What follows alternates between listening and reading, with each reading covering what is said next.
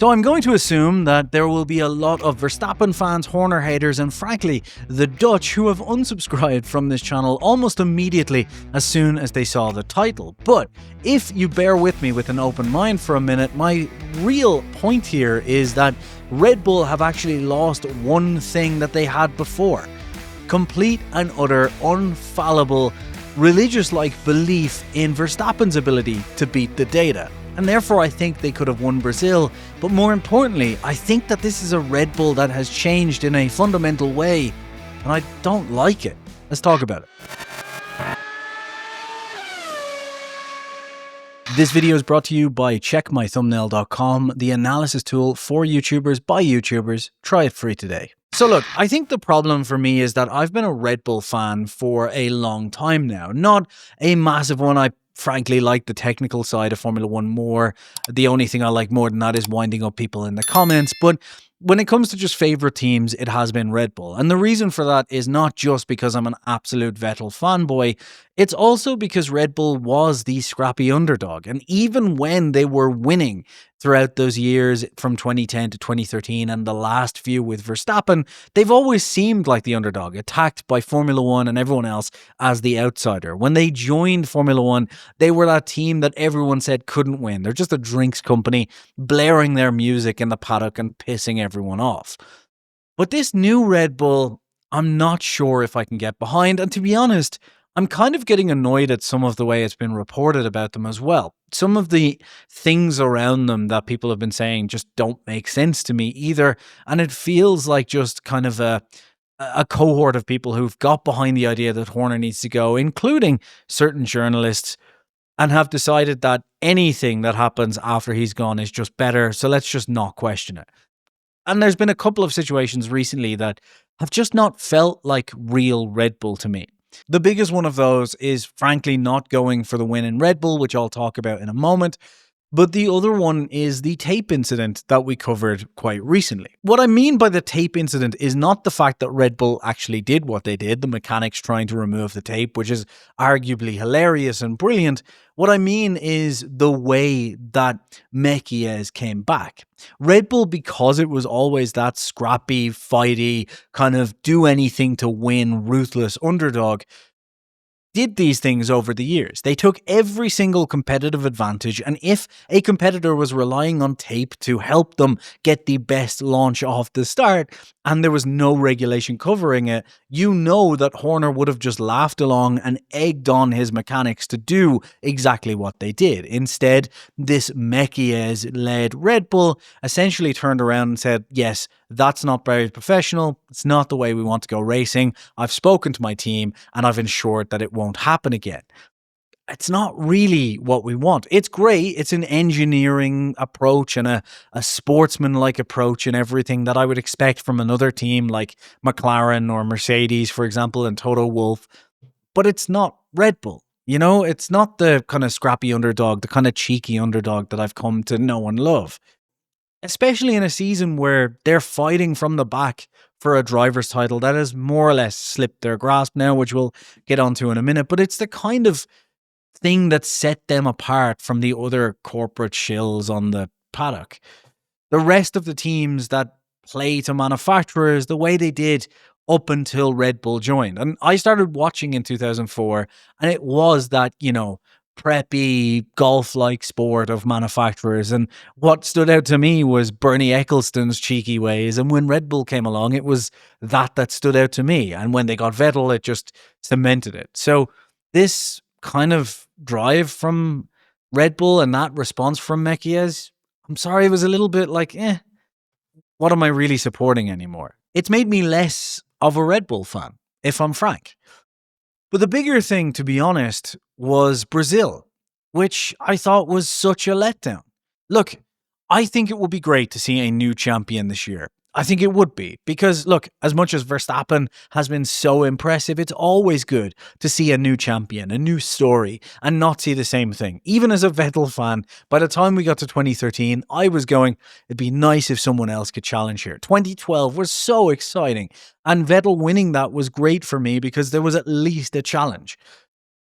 But with Verstappen, I wanted this to go down to the wire, and it feels like unless Las Vegas throws a big spanner in the works, it's going to go to one of the McLarens, more than likely Norris at this stage, unless, like I said, things shift, which they very much can. And I feel like Verstappen very much could still be in the race if it wasn't for a lack of risk, if it wasn't for the way Red Bull handled it. And here's where we get to another thing that has irked me. Over the past few races, since Mekies took over, I've heard about this new Red Bull regime. And to me, that seems like the more kind of, like I said, corporate regime, the more just engineering-led, stay quiet, stay in your lane Red Bull, which some people like, and that's fine, right? But one of the things that I've kept hearing, which I thought is ridiculous, is this is a Red Bull that's willing to take more risk.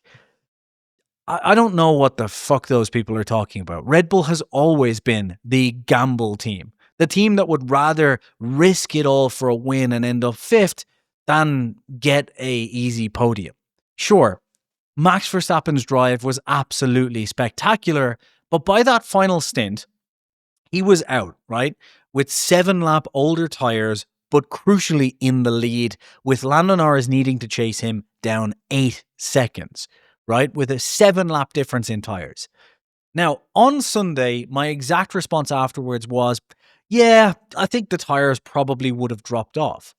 But then the more and more I looked at it, and the more it's irked me all week, I thought to myself, well, sure, okay, they probably would have dropped off to an extent, but Lando would have had to put a lot more pressure on his to gain that 8 seconds, so his would have dropped off as well. Also, Lawson did 52 laps on his, I believe. So that's a massive amount. And then you're not taking into account the Max factor.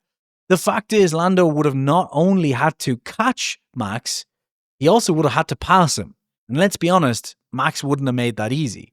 So what happened? The fact is, from everything we've seen, the data, the computer simulations, and everything else told Mekies and his team that there was no way they could win. And therefore that if they didn't pit, they would probably end up 4th or 5th, and that if they did pit, they were on for a podium. But a podium with Lando winning instantly means, from simple calculations, that winning the championship unless Lando and McLaren really shit the bed is practically off the table. It's 49 points.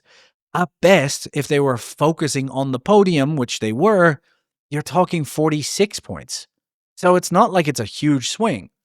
And I just think, I know that there would have been a completely different radio conversation had Horner have been there. As soon as that information gets presented to a Horner team, I know the radio would have been similar to what we got at Spa last year from Russell. You have 2 options. You can hang it out and maybe try and win this, Max, or we can pit and get a safe podium. And I know that if that was presented to Max's exact response would have been, let's gamble, let's go for the win. So when people tell me that this is a riskier team, that wasn't a risk. What difference does it make? Max getting another podium, but the championship going away? Or Max gambling for a win and ending up 5th? If Max had have ended up 5th instead of 3rd, who cares? Who cares? I don't think Max does. Pit lane to podium, amazing. I don't want to bash Max in this because I'm not. My point is, I think Horner and his team would have had the utmost faith that, sure, the simulations tell us this, but you're forgetting about one thing. That is Verstappen in the car, and Lando's still going to need to pass him. So let's try this. That doesn't feel like Red Bull to me anymore. That kind of, the engineering, this, fine. Every other team does that. That's what made Red Bull different. I also, as a joke, said in the podcast recently that I don't think they would have been in that situation on Saturday either under Horner, because the reason they were there is they did one thing that Horner's Red Bull never did. They listened to the second driver, which, we could argue about. Look, the simple point is, this is now a team that I'm being told takes more risks. But they took no risk at all in a situation that could have kept them in the Drivers' Championship or out of the Drivers' Championship. Simply put, if they had taken that risk and it had paid off, it would have very much been title on, given that we've got Las Vegas now. We could have been going into Las Vegas with Max 32 points off of Norris. Worst case, he ends up 57 points off Norris. No easier than it is now in reality. 32 points, though, would have meant that if Max had a won and McLaren had a bad weekend at Las Vegas, even finishing where they were last year, there would have been 2 races to go with around 19 points, for example, maybe 20. 10 points a race with a sprint weekend involved. Very much game on. Now, we're only in that situation if McLaren essentially DNF and Max wins the race. And even then, it's still more points. So the next time someone utters the words, be it the race, be it Autosport, be it anyone with a Verstappen bio or a Dutch flag in their bio, I don't care who you are, the next time anyone utters that this is a new Red Bull that's willing to take more risks, in the immortal words of Newsroom, I don't know what the fuck you're talking about, because it's frankly ridiculous. And I think we've been robbed of a finale where Verstappen could really challenge the two McLarens. I really, really, really don't think we would be there if Horner was running this team. Because if Horner was still running it, that risk would have been taken. The upgrades would still be there. And the only difference would be Jos and Marco would still be amazingly irritated. That's it. Subscribe.